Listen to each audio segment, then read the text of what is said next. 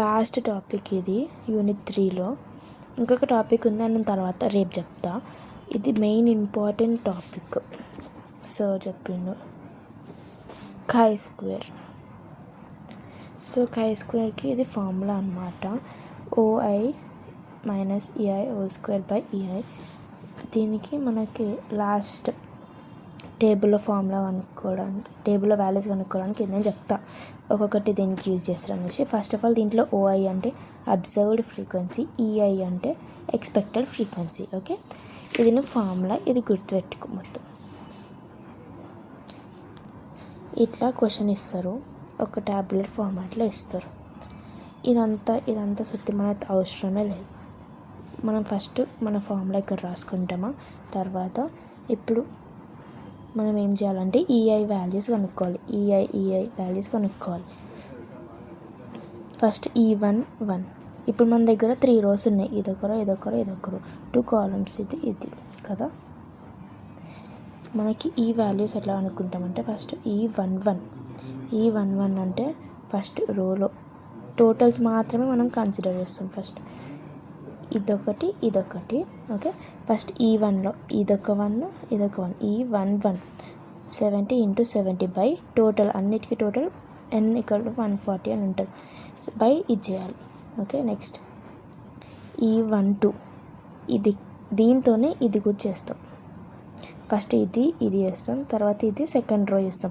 ఇక్కడ మధ్యలో ఇంకొక రో ఉన్నా కూడా 70తోని ఇది కూడా చేస్తాం అన్నమాట. ఓకే, ఈ ఫస్ట్ టోటల్లో ఉన్నది కాలంలో ఫస్ట్ది ఉన్న రోస్ అన్నిటితో చేస్తాం.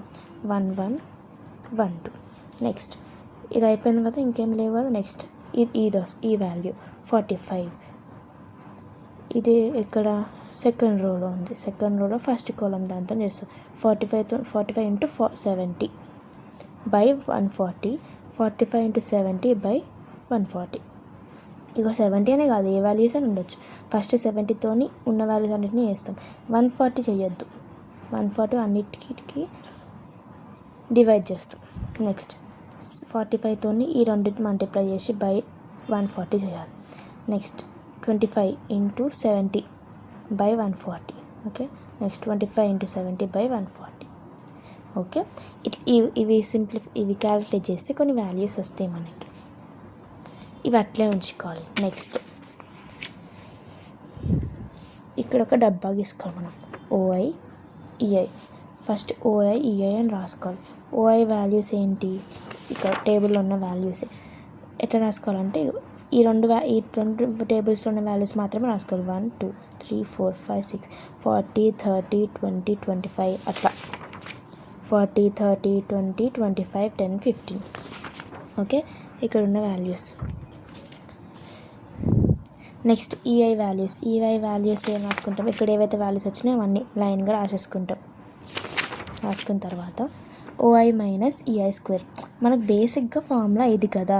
ఈ ఫార్ములాకి మనకు వాల్యూస్ తెలవడానికి మనం ఒక స్టెప్ చేస్తున్నాం. సో ఈ ఫార్ములాలో ఫస్ట్ మనకి ఓఐ వాల్యూ కావాలి. సో మనం ఓఐ వాల్యూస్ అని రాసుకుంటాం. నెక్స్ట్ ఈఐ వాల్యూస్ అని రాసుకుంటాం ఫస్ట్. తర్వాత ఈ పైన మొత్తం వాల్యూ కావాలి. ఈ మొత్తం వాల్యూ కావాలంటే ఇదంతా కనుక్కోవాలి. So ఓఐ minus EI whole square, ఇది మైనస్ ఇది చేసి దానికి హోల్ స్క్వేర్ చేసి ఇది వచ్చేస్తుంది. ఓకే, సో ఇది మైనస్ ఇది హోల్ స్క్వేర్, ఇట్లా వాల్యూస్ వచ్చేస్తాయి ఈ రెండింటితో చేస్తే. తర్వాత నెక్స్ట్ స్టెప్ ఇది ఉందా, ఇదే ఇక్కడ రాసుకొని బై ఈఐ అంటే ఇది. ఓకే, ఫస్ట్ 25 ఉందా, 25 డివైడెడ్ బై ఈఐ అంటే 35. ఇది చేస్తే 0.71 వచ్చింది. ఇది బై ఇది బై ఇది. ఇవి రాసుకుంటే మనం ఈజీ గుర్తుపెట్టేసుకోవచ్చు. ఏం లేదు, జస్ట్ మన ఫార్ములాని విడివిడిగా రాసుకోవడం అనమాట. విడివిడిగా రాసుకొని మొత్తం ఒకటేసారి మనం వాల్యూ తెచ్చేసుకుంటాం. ఇక్కడ ఇవి వస్తాయి కదా, ఇది బై ఇది చేస్తే ఈ వాల్యూస్ వస్తాయి కదా. లాస్ట్కి ఇవన్నీ యాడ్ చేస్తాం, సమ్ చేస్తే. ఇది యాక్చువల్లీ మనకు అవసరం లేదు, ఇవన్నీ నేను యాడ్ చేసిన అవసరం లేదు, వీటిది ఒక్కటే కావాలి. వచ్చిన వాల్యూస్ అన్నింటినీ సమ్ చేస్తే 2.96 వచ్చింది. సో మన ఫైనల్ ఫార్ములా ఇది కదా, ఇదే మనం కనుక్కున్నాం డైరెక్ట్గా. దాని value 2.96. Okay, chi square calculation formula 2.96. ఇప్పుడు ట్యాబ్యులర్ ఫార్ములా, మన టేబుల్ షీట్స్ ఉంటాయి కదా, మనకి ఎగ్జామ్లో షీట్స్ ఇస్తారు. అది ఎట్లా చూడాలో నేను రేపు చెప్తా కాలేజ్లో. ఓకే, ఇప్పుడు మనకి టేబుల్లో వాల్యూ కనుక్కోవాలంటే నేను ఇందాక ఈ ఫామ్లో పక్కన ఇది రాసా ఒకటి, chi² r-1 s-1. r అంటే number of rows, number of columns, S అంటే నెంబర్ ఆఫ్ కాలమ్స్. రోస్ ఎన్ని ఉన్నాయి? 1 2 3 రోస్ ఉన్నాయి. కాలమ్స్ ఎన్ని ఉన్నాయి? ఇది మాత్రమే మనం ఈ రెండింటిని మాత్రమే కన్సిడర్ చేసుకుంటాం. 3 రోస్ 2 కాలమ్స్. ఓకే, అట్లే ఇక్కడ రాసేసుకోవాలి. అదే ఫార్ములా ఇక్కడ రాసుకొని r+3 రోస్, s+2 కాలమ్స్. ఇక్కడ 0.05 ఎందుకు రాసుకున్నాము? మనకి క్వశ్చన్లో ఇస్తారు సిగ్నిఫికెన్స్ లెవెల్ 5% మరి 0.05 అని ఇస్తారు. మనం అన్ని క్వశ్చన్స్లో చూస్తాం. సో అట్లా 0.05 అని ఇచ్చినాం కాబట్టి 0.05 అని ఇక్కడ రాసుకుంటాం మనం.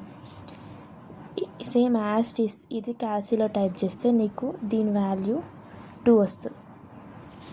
ఓకే, 2 0.05. ఓకే, ఇక్కడ వరకు రాసుకుంటాం కదా. ఇది రాసుకున్న తర్వాత మనకి సార్ ఎస్ఎంఎల్ సార్ ఒక షీట్స్ లాంటిది పంపించినారు గ్రూప్లో. అది మీకు పంపించడం లేదో తెలియదు. దాంట్లో మనం చేసేది chi² టాపిక్ కదా. లాస్ట్ షీట్ ఉంటుంది, ఇక్కడ రాసి ఉంటుంది ఆల్రెడీ chi² అనేసి. దీంట్లో మనం ఇప్పుడు ఎట్లా సెర్చ్ చేయాలంటే chi² 2 ఆఫ్ 0.05 ఉంది కదా. ఫస్ట్ 0.0 ఇక్కడ పైన వాల్యూస్ ఉంటాయి. 0.05 ఎక్కడ ఉంది? ఇక్కడ ఉంది. ఓకే, 0.05 దగ్గర లోపల ఏం నెంబర్ ఉంది? 2 ఉంది కదా. ఈ 0.05 దగ్గర ఇక్కడ 2 దగ్గర మీట్ అయ్యే వాల్యూ ఏంటి? 5.991. 0.05 2. ఓకే, 5.991. అర్థమైందా? అదే వాల్యూ ఇక్కడ రాసుకుంటాం. ఇది Z tabular value. Z cal value వచ్చేసింది, Z టేబుల్ వాల్యూ కూడా వచ్చేసింది. ఇప్పుడు ఏది పెద్దది? Z టేబుల్ వాల్యూయే, ఎందుకంటే అది 5.991 ఉంది. Z క్యాలిక్యులేట్ చేసిన వాల్యూ మనకి ఎంత? 2.96 ఉంది. సో ట్యాబులర్ వాల్యూయే పెద్ద ఉంది కాబట్టి మనం యాక్సెప్ట్ చేస్తాం. ఎక్కడైనా అంతే, మనకి టేబుల్ వాల్యూ ఎక్కడైతే ఎక్కువ ఉందనుకో అది మనం యాక్సెప్ట్ చేస్తాం. అది కాకుండా క్యాలిక్యులేట్ చేసిన వాల్యూ ఎక్కువ ఉంటే మాత్రం రిజెక్ట్ చేసేస్తాం. చాలా సింపుల్ అండ్ వెరీ ఇంపార్టెంట్ అని చెప్పిండు సార్. చాలా ఈజీ ఈ సమ్. నువ్వు ఒకసారి చూస్తే నీకు వచ్చేస్తుంది. నీకు అర్థం కాకపోతే నేను రేపు కూడా చెప్తాను నీకు. ఇది ఇంపార్టెంట్, ఇది కంపల్సరీ నేర్చుకో. దీని బదులు మనకి వేరే లాగ్ కూడా ఇవ్వచ్చు. ఇక్కడ ఇవి 2 మాత్రమే ఇచ్చినాడు కదా. ఇక్కడ మనకి ఇది ఇంకో క్వశ్చన్ 1 2 3 కాలమ్స్ 3 రోస్ ఇస్తారు. మిగతా ఇప్పుడు 40తోని ఈ మూడింటిని మల్టిప్లై చేయాలి. Same process. ఇక్కడ ఏమవుతుందంటే లాస్ట్కి మనం టేబుల్ వాల్యూ కనుక్కుంటప్పుడు 3 రోస్ 3 కాలమ్స్ అని రాయాలి. 3 రోస్ 3 కాలమ్స్ ఉన్నాయి కాబట్టి మిగతాదంతా సేమ్. ఓకే, ఇక్కడ క్వశ్చన్లో 5% అని ఇచ్చింది కాబట్టి 0.05. ఇక్కడ 0.05 అని రాసుకుంటాం. ఇందాక క్వశ్చన్లో కూడా అంతే. ఓకే.